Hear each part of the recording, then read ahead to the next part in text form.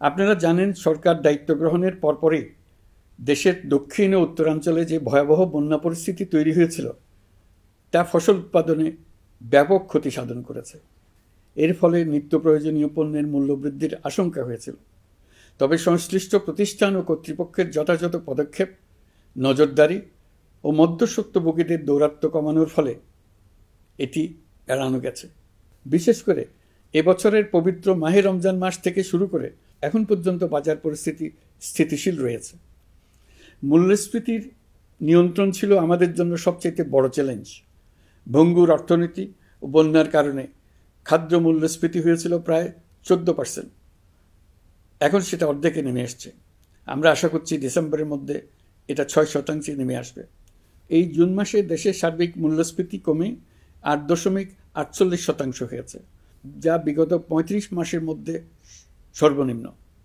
এই নিয়ে 4 মাস ধরে সার্বিক মূল্যস্ফীতি ক্রমান্বয়ে কমেছে।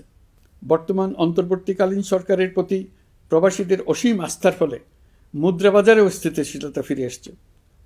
গত অর্থবছরে ব্যাংকিং চ্যানেলে রেকর্ড $3033 কোটি প্রবাসী আয় দেশে এসছে। রপ্তানি আয়ে প্রায় 9% প্রবৃদ্ধি হয়েছে। এর ফলে টাকা শক্তিশালী হয়েছে। অনেক বছর পর ডলারের বিপরীতে টাকার মান বাড়ছে। গত 11 মাসে বৈদেশিক পাওনাদারদের পাওনা সুদ ও আসল বাবদ $4 বিলিয়ন অর্থাৎ $400 কোটি অর্থ পরিশোধ করা হয়েছে, যা এ যাবৎকালের সর্বোচ্চ। আগের বকেয়া আদায় পরিশোধের পরও বৈদেশিক মুদ্রার রিজার্ভ বাড়ছে। আগামীতে এই ধারা বজায় থাকবে বলে আমরা আশা করি। বিদেশি বিনিয়োগ বৃদ্ধিতে বিভিন্ন উদ্যোগ নেওয়ার ফলে এই বছরের প্রথম 3 মাসে বিদেশি বিনিয়োগ এসছে $10,500 কোটি। গত বছরের একই সময়ের তুলনায় এটা দ্বিগুণেরও বেশি। আর অক্টোবর থেকে হিসাব করলে 6 মাসে ফরেন ডাইরেক্ট ইনভেস্টমেন্ট এসছে $16,500 কোটি, যা গত সরকারের আমলের শেষ 6 মাসের তুলনায় দ্বিগুণ। কর্মসংস্থান সৃষ্টি অন্তর্বর্তীকালীন সরকারের অন্যতম বড় লক্ষ্য। সম্প্রতি হংকং ভিত্তিক শিল্পগোষ্ঠী হান্ডা বাংলাদেশের বস্ত্র ও তৈরি পোশাক খাতে $250 মিলিয়ন বিনিয়োগের প্রতিশ্রুতি নিয়ে এসছে, যা এ খাতে চীনা কোনো কোম্পানির একক সর্বোচ্চ বিনিয়োগ। তাদের এই বিনিয়োগের ফলে 25,000 লোকের কর্মসংস্থান হবে। আমরা দৃঢ়ভাবে বিশ্বাস করি হান্ডার এই বিনিয়োগ আরও চীনা কোম্পানিকে এই দেশে বিনিয়োগের জন্য উৎসাহিত করবে। এর মাধ্যমে আমাদের তরুণ তরুণীদের কর্মসংস্থানের পথ খুলবে। গত 16 বছরে দেশ থেকে যে বিপুল পরিমাণ অর্থ পাচার হয়ে গিয়েছে, আমরা সেটা ফিরিয়ে আনার উদ্যোগ নিয়েছি। এই দীর্ঘ আইনি প্রক্রিয়ার জন্য সরকার নামকরা বিদেশি আইনি প্রতিষ্ঠানকে নিয়োগ দিয়েছে।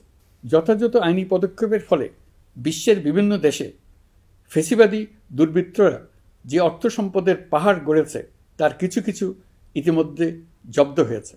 এই কার্যক্রম সঠিকভাবে চালিয়ে যেতে পারলে অল্প সময়ের মধ্যে আরও কিছু ইতিবাচক ফলাফল পাওয়া যাবে বলে আমি বিশ্বাস করি। দেশের ভেঙে পড়া অর্থনীতিকে মজবুত করতে হলে আমাদের চিন্তায় মৌলিক পরিবর্তন আনতে হবে। আমি বরাবরই বলে এসেছি, এদেশের নদী ও বিশাল সমুদ্র আমাদের মূল্যবান সম্পদ। আমরা এই সম্পদকে কাজে লাগিয়ে সমান্তরালভাবে পানিভিত্তিক অর্থনীতি গড়ে তুলতে চাই।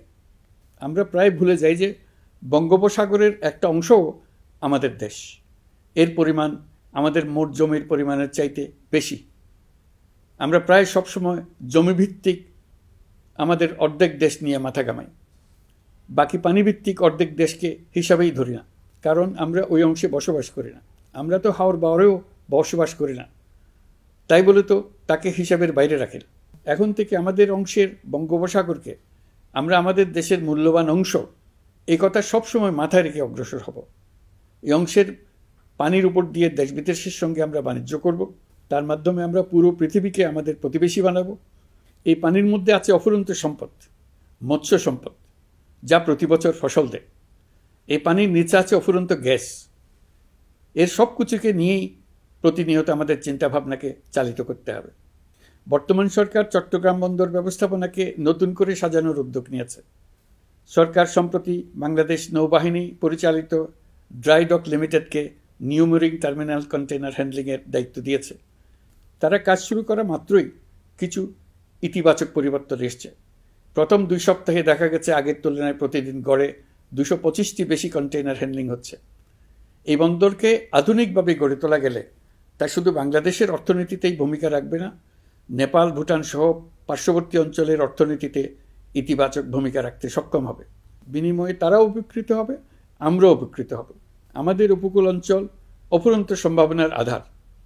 কুমিরা থেকে টেকনাফ পর্যন্ত নানা বন্দরের কর্মচাঞ্চল্যে সমগ্র উপকূল অঞ্চলকে দক্ষিণ এশিয়ার একটি গুরুত্বপূর্ণ অর্থনৈতিক প্রাণকেন্দ্র হিসেবে প্রতিষ্ঠা করবে। এই পুরো অঞ্চলে অনেকগুলো শিল্পাঞ্চল গড়ে উঠবে শুধু সমুদ্রের সান্নিধ্য এবং তার ব্যবহারের দক্ষতার কারণে।